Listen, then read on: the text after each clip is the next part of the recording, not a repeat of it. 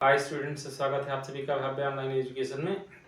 आज हम आप लोगों के साथ में जो है वर्गीय संख्याओं के बारे में बात करेंगे और आपको हम बताने का प्रयास करेंगे, बिल्कुल समझाने का प्रयास करेंगे कि वर्गीय संख्या होती क्या है और अगर कोई संख्या वर्गीय संख्या नहीं है तो उसको हम क्या कहेंगे।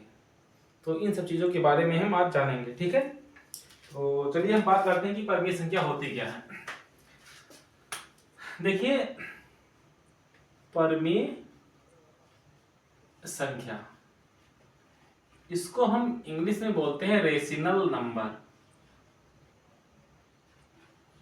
Rational number. देखिए, वर्गीय संख्या की जो परिभाषा होती है, परिभाषा आप नोट कर लीजिएगा।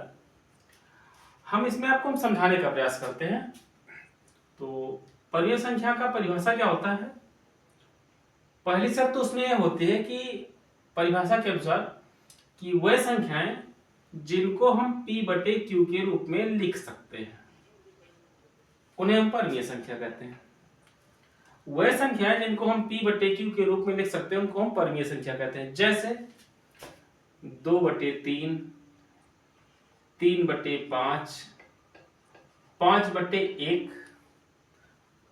5/1 का मतलब 5, 20, 50, जो भी संख्या आप लिख दो, सारी की सारी संख्याएं वर्गीय संख्या हैं। क्यों है?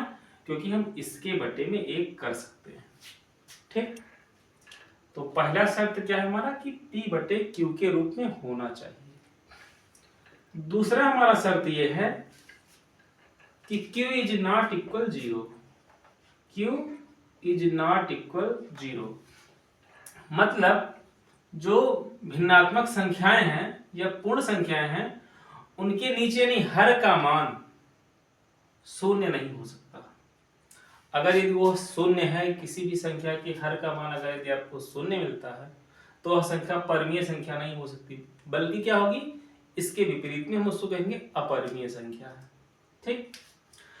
तीसरा शर्त क्या है, इसको अभी हम और डिटेल में अभी आपसे बात करते हैं। जो तीसरी शर्त जो हमारी होती है वो ये होता है कि p व q अभाज्य होना चाहिए।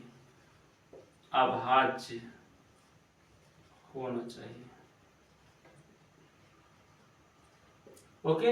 इसका मतलब क्या है कि दोनों संख्याएं, ऊपर वाली और नीचे वाली दोनों संख्याएं एक ही संख्या से कटना नहीं चाहिए। चलिए इसके बारे में आप पहले समझ लीजिए। जैसे मान लीजिए हमने लिखा है 4/6, चूंकि ये तो p/q के रूप में है तो इसको हम कहेंगे वर्गीय संख्या है।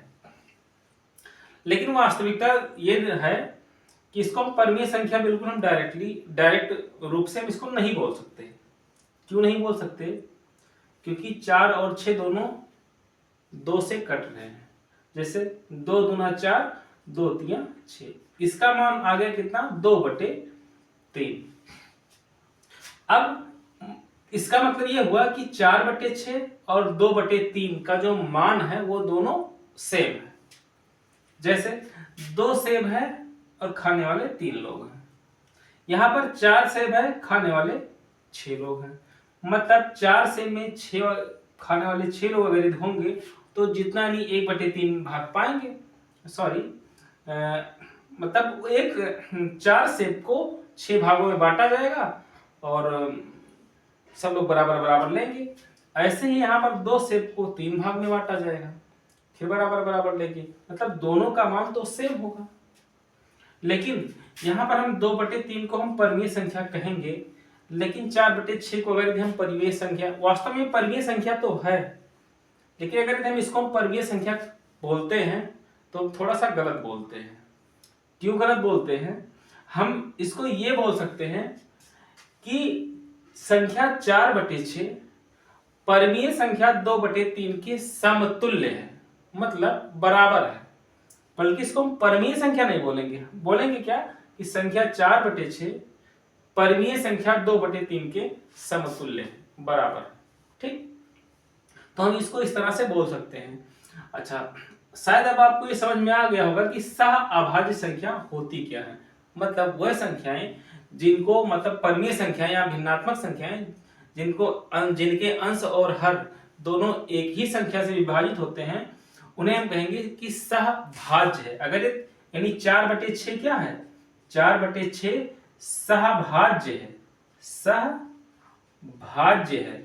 जबकि परमीय संख्या के लिए शर्त क्या होनी चाहिए, सह अभाज्य होनी चाहिए, यानी नीचे वाली संख्या और ऊपर वाली संख्या यानी अंश और हर दोनों एक ही संख्या से नहीं घटने चाहिए। ठीक, तो ये तो रहा परमीय संख्या की मतलब परमीय संख्या के शर्त या परमीय संख्या की परिभाषा के रूप में भी आप लिख सकते हो।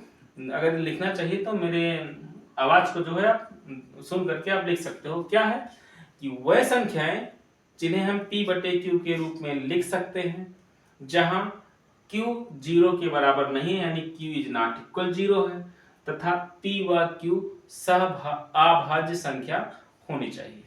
ठीक, तो शायद आपको ये परमीय संख्या के बारे में समझ में आ गया। हमने आपको थोड़ी देर पहले हमने आपसे कहा कि हम इसके बारे में आगे हम डिस्कस करेंगे।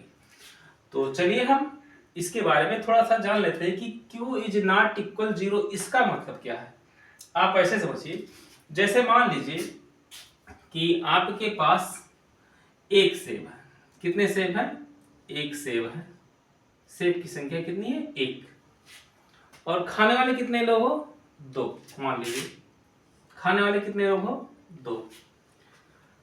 अगर एक सेब है और आप दो लोगों के बीच में दे दिया जाए कि आपको इसको खाना है, तो आप क्या खाकर सेब को खत्म कर पाओगे या नहीं? इसका जवाब आप कमेंट बॉक्स में लिखिएगा। ठीक, दूसरी बात, अगर यदि एक सेब है और खाने वालों की संख्या कुछ भी नहीं है, शून्य है, खाने वालों की संख्या कोई है ही नहीं खाने वाला, अब बताइए आपका सेब खत्म होगा या नहीं खत्म होगा? अगर यदि खाने वालों की संख्या नहीं है तो क्या सेब खत्म हो जाएगा? तो शायद आपका आंसर मिलेगा कि नहीं, वो सेब वैसे के वैसा पड़ा रहेगा। क्या तो फिर सड़ के ही खत्म हो जाएगा, मतलब वो अनंत काल तक वो रखा रह जाएगा। तो इस तरह से हम ऐसी संख्या को हम क्या कहेंगे, अपरिमेय संख्या कहेंगे। जैसे हमने बताया कि अगर खाने वाले नहीं है तो वैसे पड़ा रहेगा अनंत समय तक। तो ऐसे अपरिमेय जो संख्याएं होती हैं उनका मान अनंत होता है, जिसके मान को हम काउंट नहीं कर सकते। ठीक, तो ऐसी संख्याओं को हम क्या कहेंगे, अपरिमेय संख्या कहेंगे। अपरिमेय संख्या के बारे में थोड़ा सा ब्रीफ में और जान लीजिए। देखिए वह संख्या जो अंडर रूट में होती है, जैसे 3 है, 2 है, 5 है, ये सारी संख्याएं अपरिमेय संख्या होती हैं।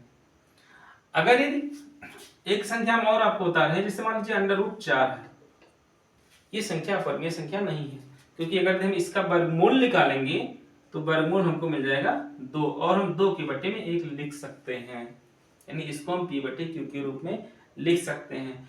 इसलिए अंडर रूट 4 परमीय संख्या है, अपरिमेय संख्या नहीं है। मतलब वह संख्याएं जो अंडर रूट में लिखी होती हैं, अगर यदि वो पूर्ण वर्ग हैं तो उन्हें हम कहेंगे परमीय संख्या। अगर यदि वह संख्या जो अंडर रूट में लिखी हुई है वह पूर्ण वर्ग नहीं है तो उसको हम परमीय संख्या नहीं कहेंगे, बल्कि क्या कहेंगे, अपरिमेय संख्या कहेंगे। मतलब ये जो अंडर रूट 4 है ये कैसी संख्या है, परिमेय संख्या है, परिमेय संख्या है। जबकि अंडर रूट 3, अंडर रूट 2 और अंडर रूट 5 ये सारी संख्याएं कैसी हैं, अपरिमेय संख्या है, अपरिमेय संख्या है। तो शायद आपको परिमेय संख्या जो है आपको समझ में आ गया होगा। बाकी हमारा जो इसी क्रम में जो है और अगला भी वीडियो आएगा आपके पास, आपके समक्ष, जिसमें आपको हम ये बताएंगे कि कोई दशमलव वाली संख्या तो कौन सी परमीय संख्या, कौन सी परमीय संख्या नहीं है।